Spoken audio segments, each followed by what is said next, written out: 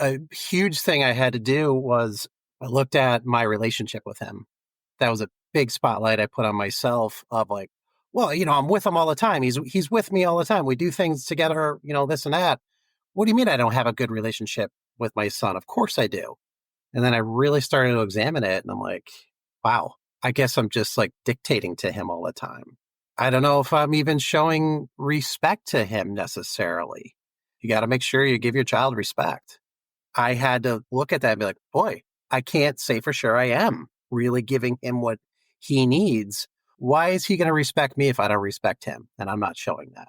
So I really had to look at my relationship with him. And from that, I really started to get the outcome I was looking for. I don't want to yell at him. I just want to say, hey, could you do this? And have him do what I'm asking, or him not fight at every corner he possibly can. And those things started to happen during the course. Ever feel like you suck at this job? Motherhood, I mean. Have too much anxiety and not enough patience? Too much yelling, not enough play? There's no manual, no village, no guarantees. The stakes are high. We want so badly to get it right. But this is survival mode. We're just trying to make it to bedtime. So if you're full of mom guilt, your temper scares you, you feel like you're screwing everything up, and you're afraid to admit any of those things out loud, this podcast is for you. This is Failing Motherhood. I'm Danielle Bettman, and each week we'll chat with a mom ready to be real, sharing her insecurities, her fears, her failures, and her wins. We do not have it all figured out. That's not the goal. The goal is to remind you, you are the mom your kids need. They need what you have, you are good enough, and you're not alone. I hope you pop in earbuds, somehow sneak away, and get ready to hear some hope from the trenches. You belong here, friend. We're so glad you're here.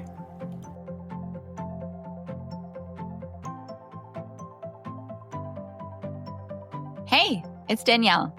This is our last guest episode on Failing Motherhood for the foreseeable future. And it's my favorite format, where a client chooses to pay it forward and share their journey, the good, the bad, and the ugly, in front of the whole internet in hopes that it encourages another family.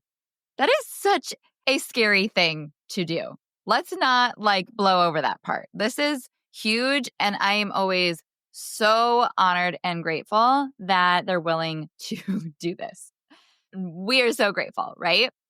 And this time, I really do feel like they fully embody the determination and commitment and resolve that I see in all of my clients. An absolute unwillingness to give up, to give in, to settle, but rather being all in and reaping the priceless rewards of that work, having the attitude of, we are going to figure this out. And they have gone from no good days to mostly good days. From their son never doing something he doesn't want to do to not saying no anymore. From considering divorce to the strongest they've ever felt together. I'm so proud and thrilled to have the chance to introduce you to Abbey and Jake. So without further ado, here is how they did it.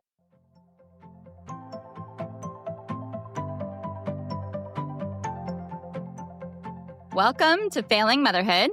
My name is Danielle Bettman, and on today's episode, I am joined by Abbey and Jake. Thank you guys so much for being here. I'm really excited to dive into your story and get a chance to talk to you more.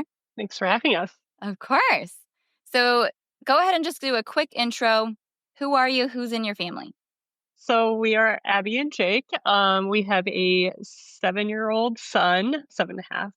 I am a teacher, an art teacher by trade with high school students, and Jake is an entrepreneur by trade.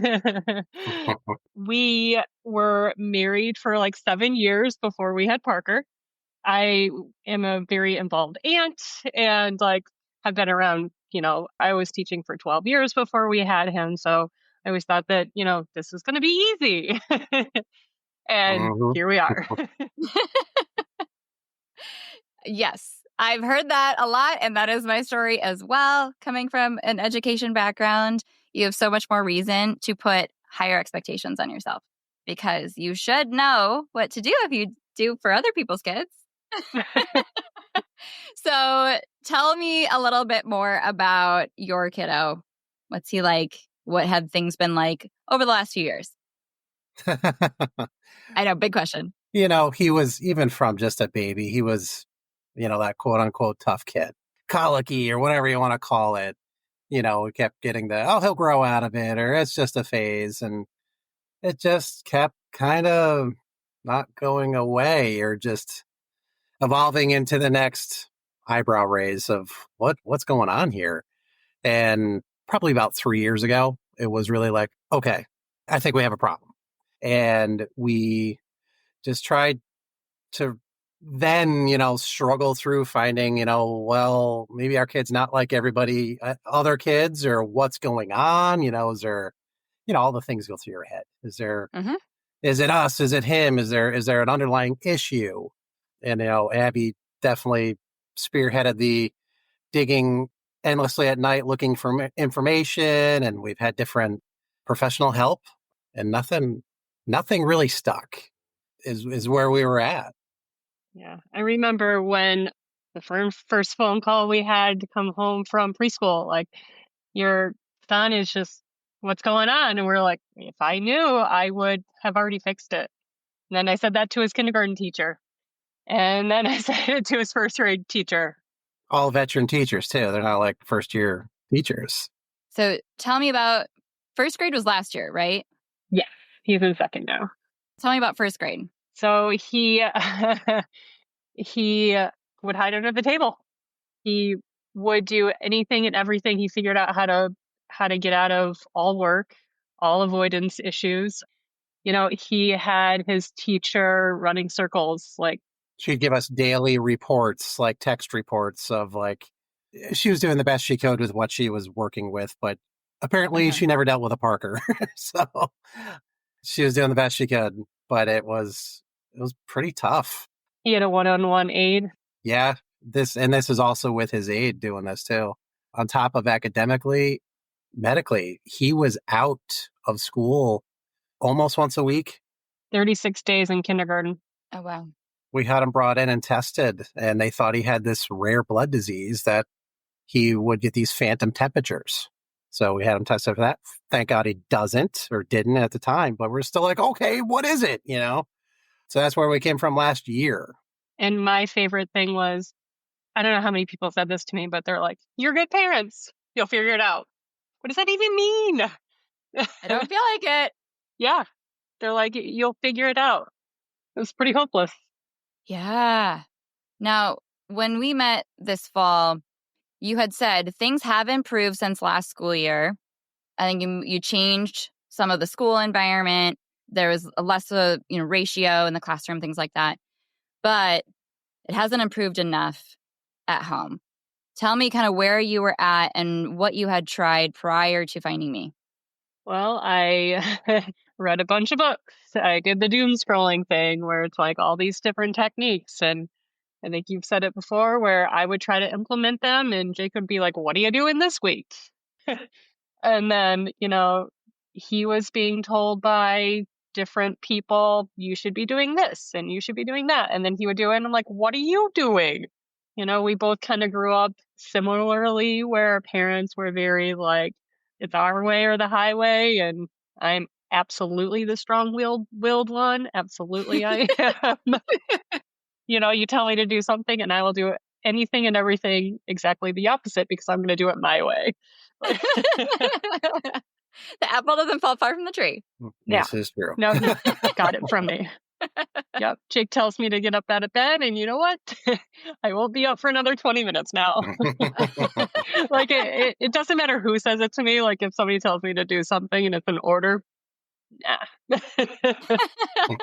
That proves difficult to parent. Yeah.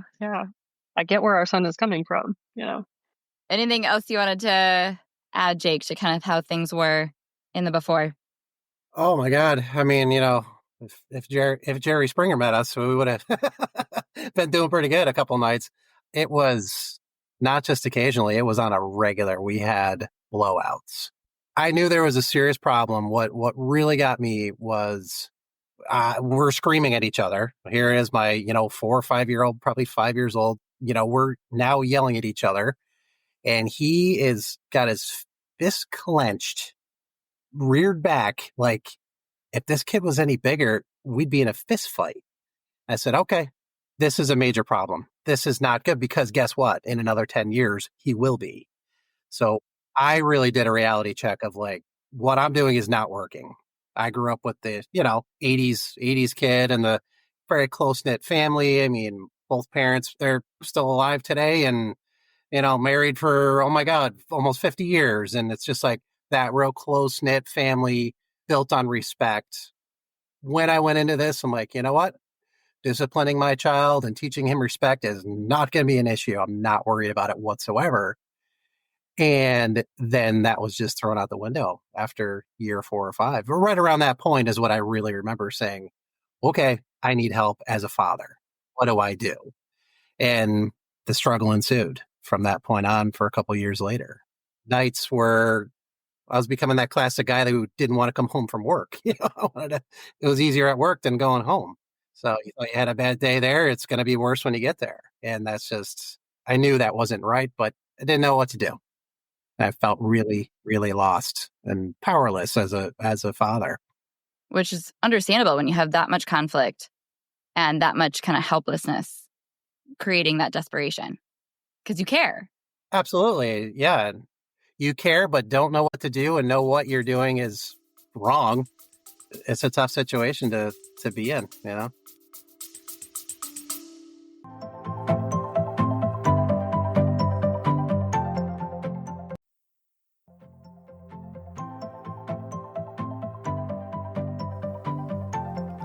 It's May, and we are weeks away from wrapping up Failing Motherhood on our 5th anniversary. Help us celebrate all 200 episodes, all of the amazing guests and conversations we've had along the way by leaving us a rating or review inside Apple Podcasts or Spotify. By doing so, you will help another parent know that they are not alone if they feel like they're failing motherhood on a daily basis. Thanks for being here, and thanks for listening.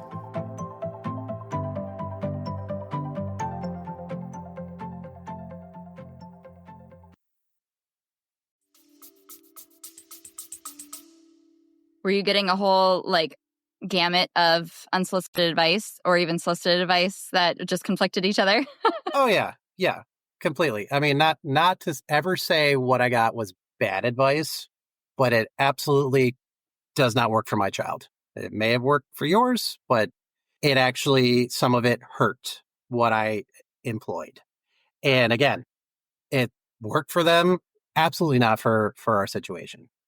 So that's also tough too, because, oh, you must not be doing it right. Or, well, all these things that the doubt comes in that, are you really good parents? Mm-hmm. So that makes it really tough.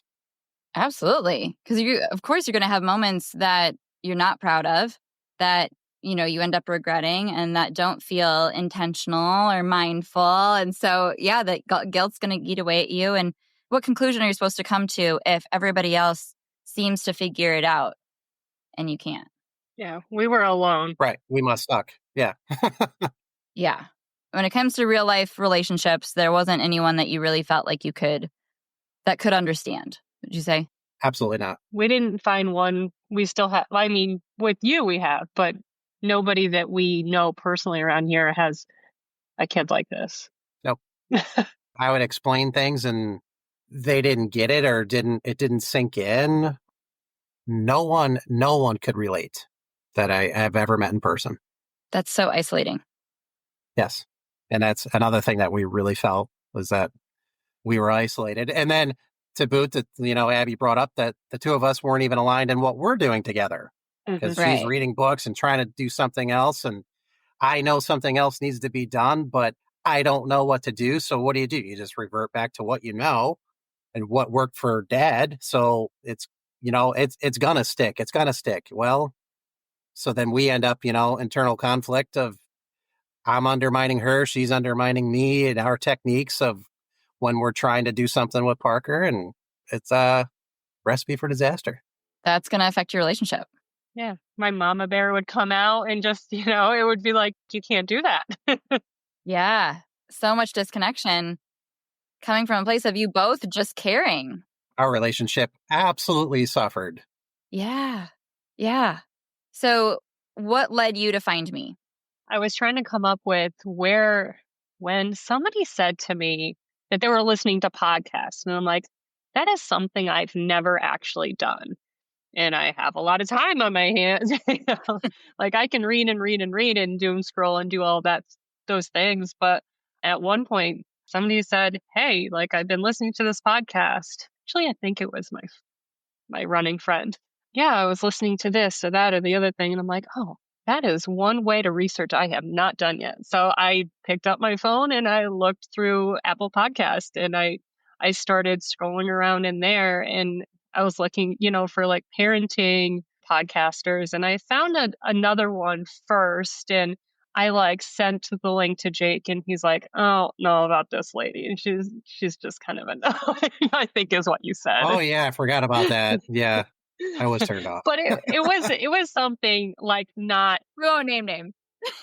honestly, I don't even remember what it was called. No, it's definitely not you. But it was like it was good, but the connection wasn't there. And then I found you. And I was like, "Oh my God, it's our kid." Like that's it. Yes. Finally. I sent it to Jake. I'm like, "You gotta listen to this." So I, begrudgingly listened to another podcast that I'm not going to like. And I don't remember the guy's name, honestly, but I listened to what he was saying. He's like, grew up in the 80s, blah, blah, blah. And this is the way it was. And everything I did just was wrong. And I remember what he was saying. I just flat out laughed. And I, for once, heard another guy say what I was going through. So I then, of course, intently listened. And I mean, couldn't believe how much we aligned, like how much he was saying that, oh my God, maybe there are other kids like mine out there. And for Yeah. once that reality or that hope, I guess, came about, I'm like, all right, tell me more. I am interested because really, I couldn't believe how much I'm like, I remember like coming out of that room, like, Abby, Parker just did that last week. Like, oh my God. That's a breakthrough. Yeah, that's the first I heard about you. Yeah. Yeah. Was it Joseph? Was it Sarah and Joseph? Yeah. Yes, it was. Abby remembers. Okay. Yeah, because I've listened to like all of your podcasts. It totally was him. I can't remember. No, that's fair. No, it was. No, that just sounds very Joseph. I remember. Okay, so amazing. And then, how did you go down the rabbit hole? How long did it take until we kind of ended up meeting? So I kept listening to your podcast, and I listened to like the master's class by myself. I didn't give that to Jake at first, and then I found that one with Joseph on there, and then I'm like, all right, you got to listen to the master's class because I'm starting to try some of these things, and it works. And at that point, it was like the end of the summer, I think, was when I was really kind of listening and pushing. And I don't work over the summer, so things have gotten better because I'm here. I'm not working. It's always easier when I'm home and not working myself. So the end of the summer got better. And then we found a whole bunch of like we put our son in OT and did all these different things. And like, oh, things are getting better. And then one night I'm just like, after another night of dooms, just being miserable. I'm like, we got to change something. Like, I don't know how much longer I can do this. Hmm. Things are getting better, but not at the rate they Not needed. enough. And what was that thought that just drove like I can't live like this in much longer, or like this isn't how it's supposed to be? Like, what were some of those thoughts that really just kind of pushed you over the edge? Because there is the rational part of your brain too that's saying you don't need to do anything. It is getting better.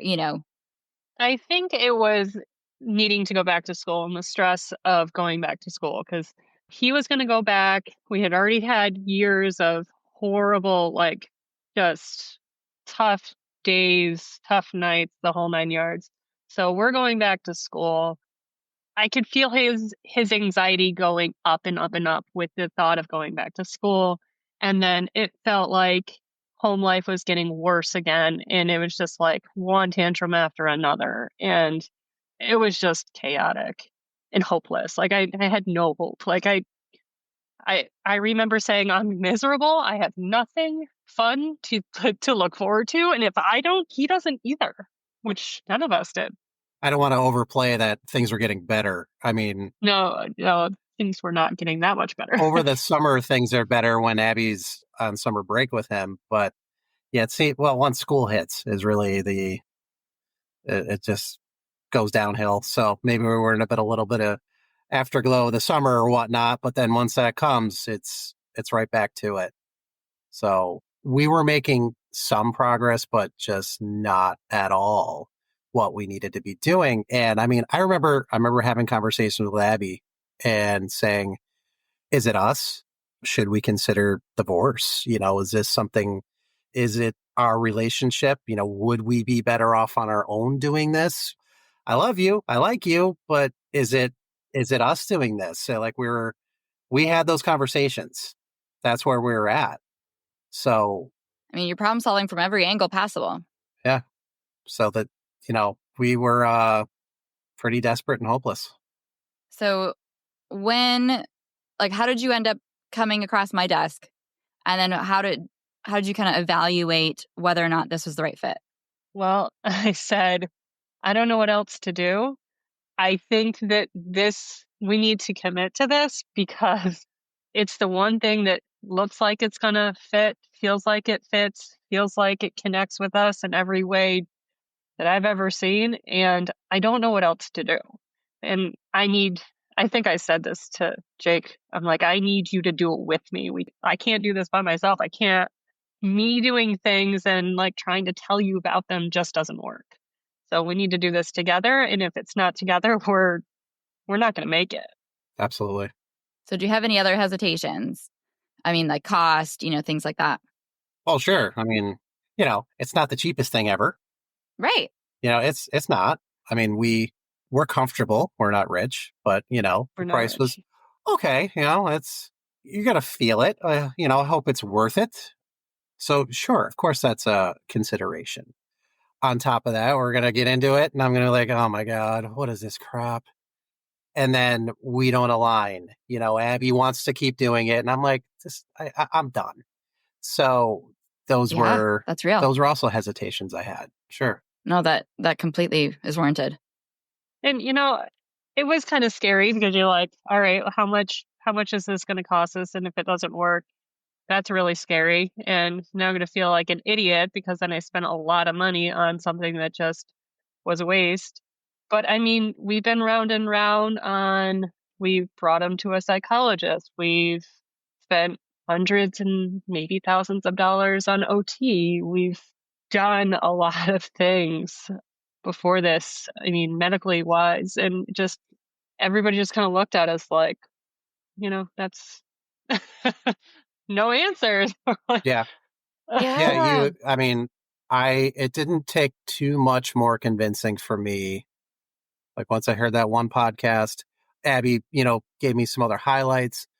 And then I talked to you. We got on one-on-one. It was the most information I've heard to date that I'm like, wow, maybe somebody gets us, what's going on. So what the hell? Because I don't know, we don't have any other options looking at us right in the face at the moment. Things aren't good at all. And this looks promising. So let's give it a go. This is worth the risk. Where we're at. Yeah. Okay. So what happened? What are things like now? What's the after? What's the punchline? Like, was it worth it? So yeah. Let me say, when we first started, we were both kind of like, all right, we're doing the first module. All right, we're doing the second module. And like when we first started, we would like get on the calls, and I'm a little bit more willing to participate than Jake is. And like, I remember like being really scared to ask certain questions, like, and to admit the behaviors that we were saying out loud because some of them were really embarrassing. And I remember sitting there going, oh my God, somebody else just asked that question. Like, there are people like us. And they were asking all the questions. I'm like, Jake, you got to get on there and ask questions. Like, you have to participate, because if you don't, like, you're not going to get anything out of this. Like, you need to, even though it's uncomfortable and it's a little bit weird, you have to do it. And then he did. Yeah. Yeah. And I think you had like a turning point conversation, right? Like 3 or 4 weeks in. I remember you telling me about that. I'm trying to remember which one. I don't know. It was when you were like, all right, are we doing this or not? Yeah, Yeah. that is what I said. Yeah, like, we need to do this. And I feel like we like started out kind of good, and then, like, yeah, I think it was 3 or 4 weeks in, I was like, we're backpedaling like Yeah. fast. And I think it was us. And we had to, like, pick ourselves up and work harder. I had to really jump in with both feet and do it. Yeah. I mean, like week 2 really stuck with me. Some of what we heard in there really hit home for me and what I was looking for. But for some, I don't know, maybe I felt like, oh, I got it. Okay. And on to something else. But yeah, there was a point that we kind of stalled out, that I had to dig down and be like, all right, jump in here. And even if you, jump on a call and you don't know exactly, you're just going to kind of improv and maybe you sound like an idiot. Hey, guess what? You're talking and you're going to talk it through with other people. It's always beneficial. Every time I've been on there talking to somebody, it's always beneficial. And we're all here because we feel the same thing. We're in the same boat. We got these kids that we're trying to figure out. So, hey, let's do it together. That is absolutely huge to be able to, talking to you is a major benefit, but yeah, talking to connect with other parents and families in very similar circumstances, situations is, you can't put a price on that. That is amazing to have that opportunity. It's amazing how similar everybody is.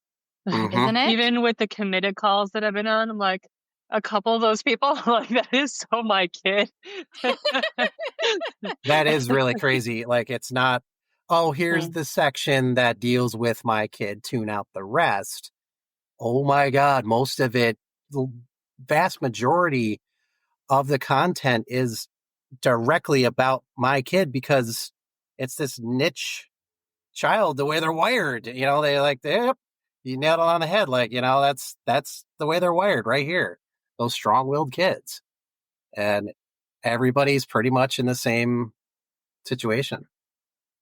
Yeah, no, you really highlight like an important part, because I feel like a big part of what you are investing in is access to these other families that you wouldn't have access to in real life or in other circumstances. And the similarities are just absurd. They still surprise me at this point, the things that people will say. And then we all are just like, yep, my kid does that. That was me last night.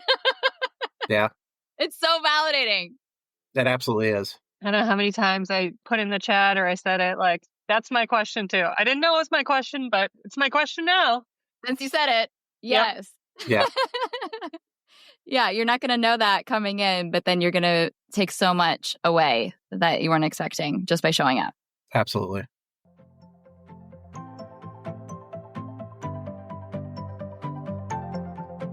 Here's the deal. If your child is sensitive and smart, yet loses it, is clingy, or aggressive with you at home, they can go 0 to 60 over the smallest things, like when they just don't get their way, nothing changes their mind, and they can't seem to get over it, and you know what you're doing isn't working, and siblings are starting to suffer. You could go to therapy yourself and take your child to therapy and follow all the experts and ask your family and friends for advice and take a course and set up a calm down corner and read all the parenting books and still feel defeated. It's time. It's time to learn the missing pieces of invaluable insight about their temperament that unlocks compassion in you and understanding of how to work with the way they're wired. It's time to communicate in new ways, like a hostage negotiator, to get through to them and cultivate cooperation with confidence. And it's time to eliminate the behaviors that are working to gain control and attention at their root, rather than playing whack-a-mole. Calm and Confident, the masterclass is for you. There, you will master the kind and firm approach your strong-willed child needs without crushing their spirit or walking on eggshells. In this free training, I share the 4 critical kind and firm scripts that unlock cooperation in every situation, how to eliminate behaviors at their root, and the path to solidifying the open and honest relationship that you want to have with your child down the road. So go to parentingwholeheartedly.com/confident to access this exclusive on-demand training immediately. That's parentingwholeheartedly.com/confident. That link will be in the show notes.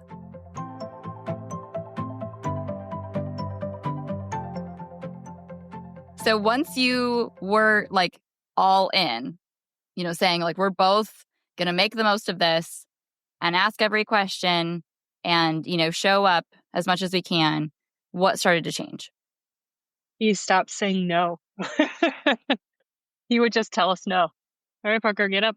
Time to turn off the TV. Time to have dinner. No. Nope. Or scream no. Or stop it. Or whatever. And we actually, I'm kind of laughing because we're like, when's the last time you heard him say no? And we said this out loud, and then the next day we backtracked a little bit. This was recently. Yeah, of We're like, course. oh my He God, heard he you. started saying no again.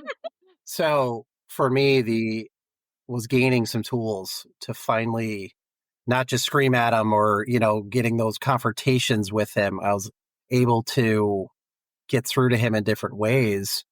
What a huge thing I had to do was I looked at my relationship with him, and that was a big spotlight I put on myself of like, well, I'm with him all the time. He's with me all the time. We do things together, this and that. What do you mean I don't have a good relationship with my son? Of course I do.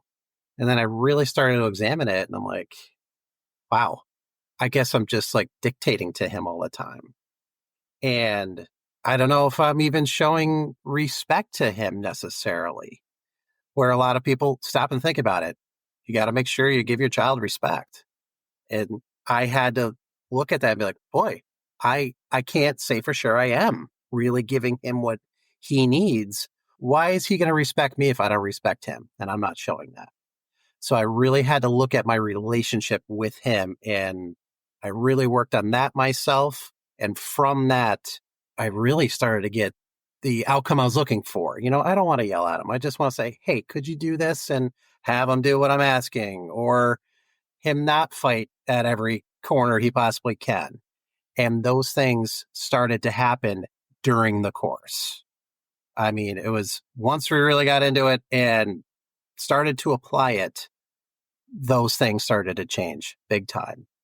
And the Jerry Springer moments, I swear, Abby, I don't know. I feel like they stopped. Yeah. They waned quickly. I mean, I think that just the way we handle it is so different than before, oh my God. Yeah. where, he came up and he tried to swing at me the other day. I'm like, hey, there's bed. You can go hit the bed.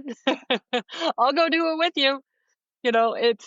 I think that we figured out our triggers and we can recognize our triggers Mm-hmm. so that when he goes for them, because he does, and he still will, just the reaction that he used to get is a lot different. So he doesn't try them as much because he's like, well, that used to work and I used to get the reaction and I used to get them to go crazy. But now it's like, she just ignores me. She ignores the behavior and does something else. I think that was the big turning point. And I think I'm getting better at it now, even after the course, than I feel like I reflect on a lot of the techniques and stuff, and I'm getting stronger and stronger at it. And I try to don't use certain things as much because it doesn't work. Some of the things don't work as well with him. Yeah. You can keep weeding it out. Yeah. Yeah. And it took a long time to really figure out my own voice. I feel like we had that conversation. It's like, I can just say what you said, but it's in your voice, and it doesn't work for him. Where it's now that I stopped doing that and I kind of like just figure out how to put it in my way, it's more successful. And I feel like it's more authentic and he actually is okay with it. Where before, at first, he would literally just scream, stop. And like, why are you like, Oh, he'd get pissed at the oh my script. God, so mad. So mad. Yeah. Yeah. Why are you making fun of me? I think that's what he. That's where you would get stuck. Like if it was another resource that told you in a book, say this script, and you try it exactly like they say, and it makes it worse, where do you go from there? Right. Right. Yeah, because I could introduce things in a way that you could apply it, then come back for troubleshooting and tweaking, and then find the nuance or the flavor and the heart behind it, and then make it yours with that support over weeks, coming back for more and hearing it from other people and having a lot of like illustrated examples. Like my goal for you is to be able to have your own version of it that works for you and that you continue to build momentum with and feel like you're getting stronger at, because it's a way of being, not like manhandling or manipulating or, forcing a certain formality to get a certain behavior that is ultimately unsustainable. Yes. So I know I wrote down the goals you came in with were to find a way to not be so stressed all the time, learn the tools to properly handle behaviors, know that we've done the darndest we could, and do the same techniques as each other. So do you feel like you achieved those goals? I think we've hit a lot. Of course, there's always work in progress, but Of course. yeah. I mean, the two of us now are the most united front we've ever been in parenting. And we're united on that. And we're even working on our own relationship. And hey, let's go have date night and enjoy each other again. That turned around quickly. Just, it sure did. So we're there. I feel like even when we get stressed, we kind of look at each other and Mm-hmm. we try to like poke fun at it like, oh my God, this is so hard. And we both look at each other like, oh, or like we're still working on the what is it, like the alternative name for him when he's just like, Oh, the alter ego. yeah, Yeah. the alter ego. Yeah. We still haven't pinpointed like a really funny name for him yet, but we're working on that. It's got to be, got to be something that we can say in front of him where he doesn't pick up on it. But Yeah. You don't want it to make it anything worse. yeah. But I feel like we can at this point look at each other and like, all right, this is not going well. Do you want to switch? Like, I feel like we have the communication to be able to switch. Or like just the other night, I'm like, all right, there is a huge package outside for you. You need to go check it. Nice. And Jake just went, there sure is. Not get offended. No, you were mad, but that's okay. Yeah. But you knew exactly what I meant. Right. And he just walked away, and our son was like, what package did you get? Where is it? And like for like half an hour, he kept asking about this package. Well, I guess the neighbors, forget it. Don't worry about it. But, Yeah. Wrong address. Wrong address. Yeah. But the idea is just like we can do that and we're not at each other's throats quite as much. Because when I came back to Jake that night, and I was like, so are you mad? Are you mad at him? You mad at me? Where are you at? Like, what's this conversation going to be like? And he's just like, I'm just tired. Like, I'm tired. I know I didn't do the right things, and I can admit that. And, you saw it and you jumped in, and the night turned out okay. And not another blowout. And we are in our separate rooms, not talking to each other again. So yeah, we're definitely communicating more. We're game planning. We're going to go somewhere. We're like, okay, here's the strategy, and then front load him on information, which is huge, which we never would have done before. didn't even know what that was. Yeah. What the hell's front loading? Yeah. Which, he's just a little guy that wants to know what's going on. He's like his dad. I'm a planner. Guess what? Mm-hmm. Nut doesn't fall from this tree either. It's like he wants to know what's going on. If he doesn't know, he's going to pull out of his, very small bag of tricks what he knows. And most of it is bad behaviors where you think he's just being bad. He just wants to know what's going on. So it was a huge thing in our situation to do that.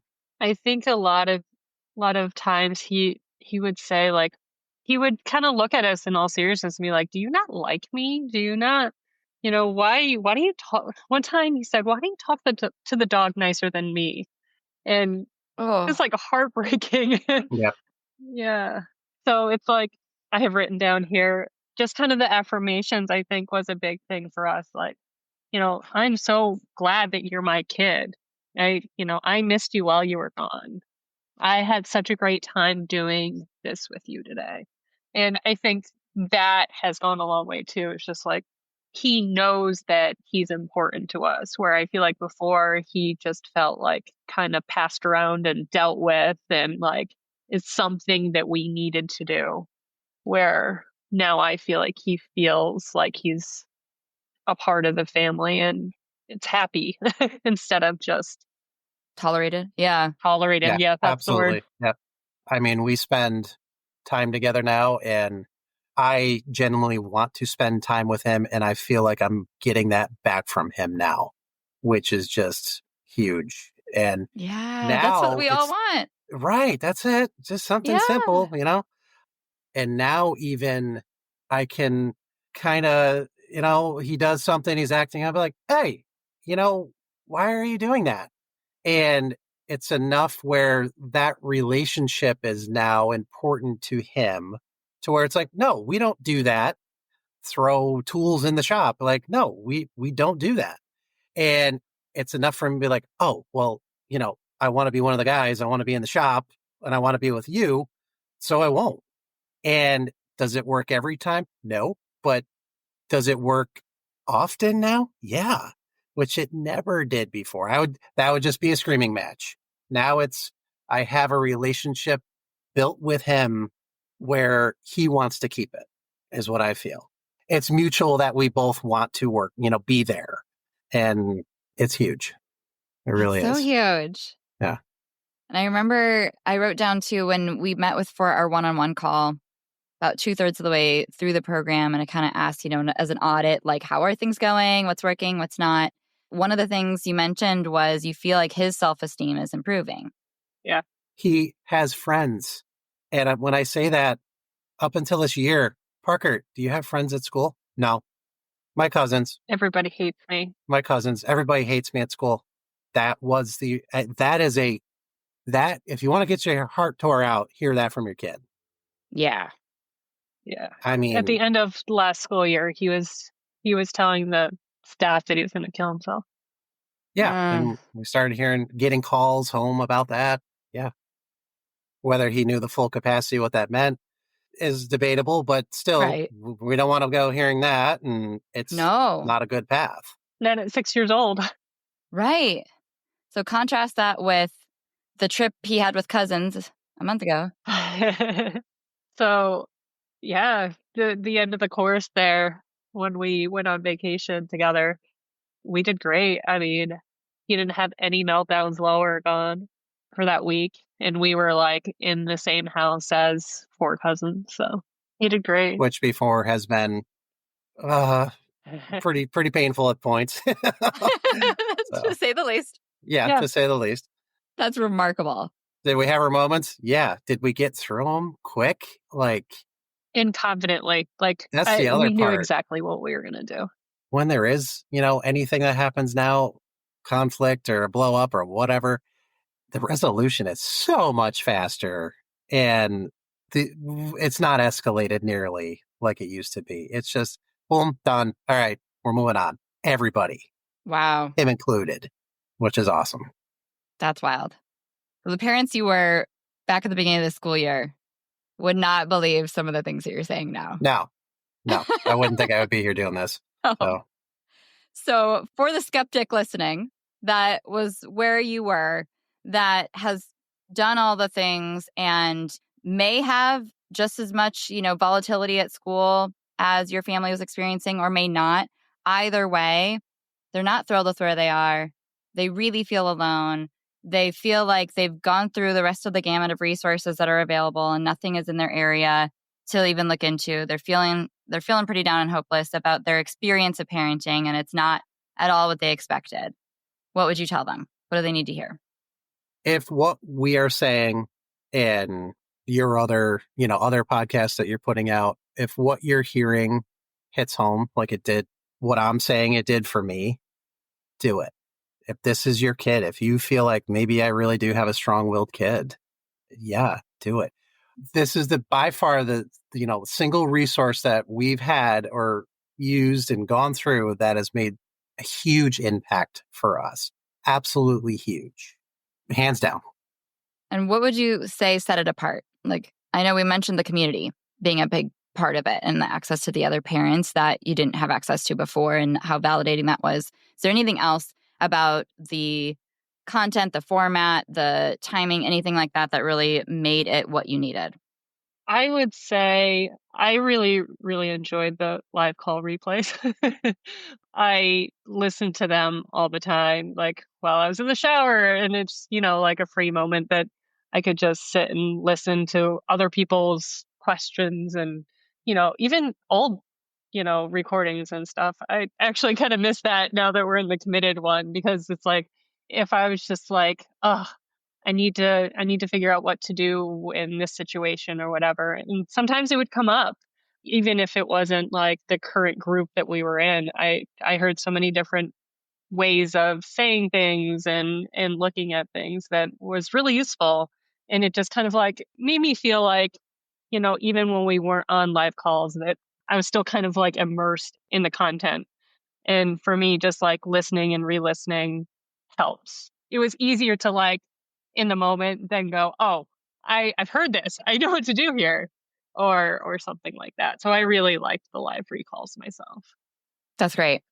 It is like learning a new language where you have to be immersed in it. And like the deeper it is into your conscious to subconscious brain, like the more it's going to become your instinct or, it takes a lot of conditioning to override Absolutely. the default that is has been there and will be there still, but you catch yourself and you switch. That's really hard when you're exhausted. Yeah. Mm-hmm. And I feel like even now, I mean, how many months are we out now? Like a month or two? Too. Two Yeah. now? Two. Yeah. I still feel myself kind of like reverting back and then I go, oh, I gotta stop doing that, and then like to push my own reset button sometimes is really hard. Is really Oh hard, yeah, for but sure. to like have that reminder, like if we go back, we know what that looks like. And so quickly you can go back. Like I feel like things change and like I did it myself. Like the other day we gave our son a Nintendo Switch and I feel like just doing that, it was like a power struggle all of a sudden. And it flashbacks to before the course and I'm just like, I was threatening to take it away. I'm like, I don't need to do that. I am sure about who I am and how I'm going to parent him and telling him I'm going to take it away if he doesn't, turn it off is a sure way to like fire right back to what we were doing. Where now it's like, all right, I get it. You just got that thing and all you want to do is play it. And it's time to go to Easter dinner. Like you gotta get off. So, so it's like, It just feels better. Yeah. oh, it's so Yeah. much easier, but it doesn't work. Right. So Right. I feel like even now I'm going to speak for both of us, but I feel like just having the tools to kind of go back and like, I know I didn't do that right. I know what I need to do and I need to go change it. Or, we can do better, Definitely. Yeah. but we'll still do things that we probably shouldn't have. And it's not the end of the world. We'll just do better next time. Oh my gosh, that's so life-giving. Yeah, because Right? well, part of the program is to like focus on wins, and when we're having a bad day, we're like, all right, we got to focus on something We different. still do Like, that. what are We're we? like, Yeah, okay, we say it to each other. give us a win. Yeah. Yes, I love that. It's so hard to train your brain, but Yeah, that's what you need. Like it needs to be fundamental, deeply rooted change, behavior change in your mindset, perspective, well-being, And then the ripple down effect of that is seeing those changes fundamentally, that deep root in them for their behaviors and eliminating the ones that they don't need anymore. That's the only way to actually see the outcomes that matter most. And anything less than that or more superficial than that are going to create superficial or very short-lived outcomes. So you should be so proud of yourselves, number one. I know that I think we are. We are. how you see yourselves as parents, I think, is in a much more compassionate light as well, where you're not beating yourself up so much, feeling like so desperate to cling on to, did I do the right thing today? And that's so much more of a healthy culture in your house overall when that's more likely the norm and you have more good days than bad days, more good moments than bad moments. You can actually like feel into enjoying your time together and having more peace and feeling good about who you are as a parent.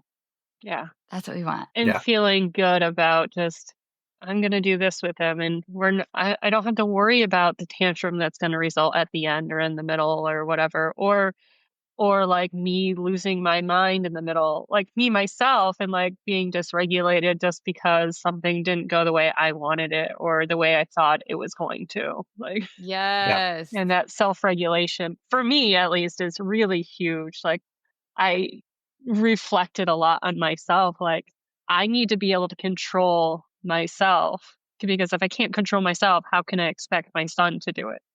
Absolutely. Yeah. Yeah. But I mean, it's also human and makes entire sense that you would have a hard time with it before, despite what you're dealing with on a day-to-day basis. So it's so much more than that. But to wrap up, I have to ask you the question I ask every guest that comes on Failing Motherhood, which is, how are you the parents your kid needs? We're the ones that are going to do the work. We're going to figure it out because we're good parents and we're going to figure it out, whether that's doing a course or doing whatever it takes. But nobody else is going to do that for us or for him. Yeah. We love them. And we haven't given up. We didn't back then. We have a major leg up now and a lot of momentum, and we want to keep it. And I'm, as a father, finally starting to see the things I wanted to see having a son, having that relationship with him. And then even with my wife, we can have a son and have a good relationship. Isn't that is that too much to ask? I don't think so. So those pieces are where they need to be at this point. Yeah. That's so priceless. Yeah. So worth all the work. And thank you so much for everything that you've done for us, because we wouldn't be here without this at all. I don't know. I honestly don't know where we would be. I can say that. I don't know me neither. what would have happened or would be happening in the future. You have yourselves to thank for trusting me, for taking that risk, right? For doing that research and work and knowing that your family life is worth that short-term investment and all the work that you put in, because it matters so much to you and it shows how much you take parenting seriously. And those are the parents that create these outcomes, because you're not willing to settle. You're not willing to settle. And it took a few more years than we would like, but we're here. Oh, well. And now it is so much easier to just keep going because you've done all that training to get here. So I'm so grateful to have worked with your family. Incredibly grateful for you to be willing to be on the podcast and share from such a vulnerable place. And I just can't thank you enough as well for being able to share your story with everyone listening. Appreciate it so much. Thank you. It's been a pleasure.